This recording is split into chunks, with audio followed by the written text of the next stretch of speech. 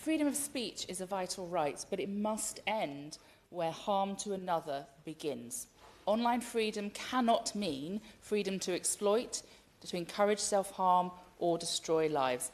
And I appreciate that I'm taking this in slightly off-piece direction, but it is relevant in relation to the debate we are having today.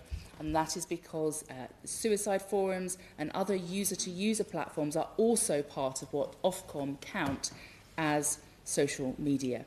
If this debate is about the proportionality of penalties applied to offences arising from social media posts, then we must address the stark reality that the most harmful content online is actually the least likely to attract enforcement. And nowhere is this clearer than the unrelated suicide forums, which the Telegraph recently described as a terrifying online world where users share methods, encourage one another to die and prey on the vulnerable. The Molly Rose Foundation, founded by bereaved parents after losing their daughter Molly, has exposed the scale of this threat. Their report, Missed Chances, Lost Lives, links at least 133 UK deaths to a single pro-suicide forum which operates overseas. On this site, young people, many just teenagers, are encouraged, instructed and groomed into taking their own lives. The forum hosts detailed methods, promotes poisonous substances, shares advice on bypassing UK regulations, and even enables suicide pacts between strangers, which facilitates the abuse of vulnerable women.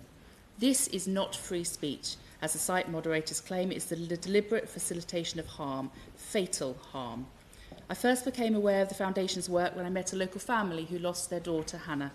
She had been on that forum where she found links to poisons and guidance on how to obtain them outside of the UK restrictions. Her father, Pete, warned me that harm is out there waiting to be found by teenagers. No parent should ever have to bury their child because of an unregulated user-to-user forum or social media. What makes this even harder to accept is how many missed chances there have been to act. Coroners have issued 65 prevention of future death reports to 3 government bodies, 65 formal warnings that the site and its content were putting people at risk. Had those warnings triggered action when they should have, many of those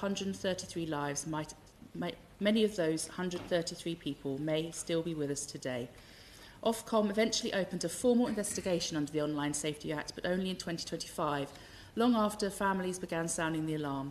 Its own letter acknowledges serious risks of harm to UK users, including children, yet despite this, Ofcom initially accepted a voluntary geo-block that could be easily bypassed with a simple VPN.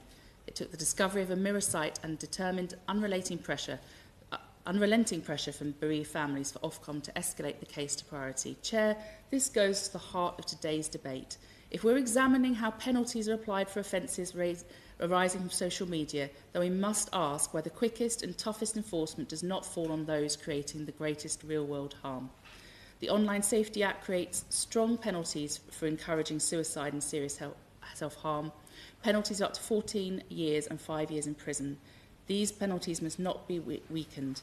They must be used, and they must be supported by regulators who treat the loss of life due to online harms with urgency it demands.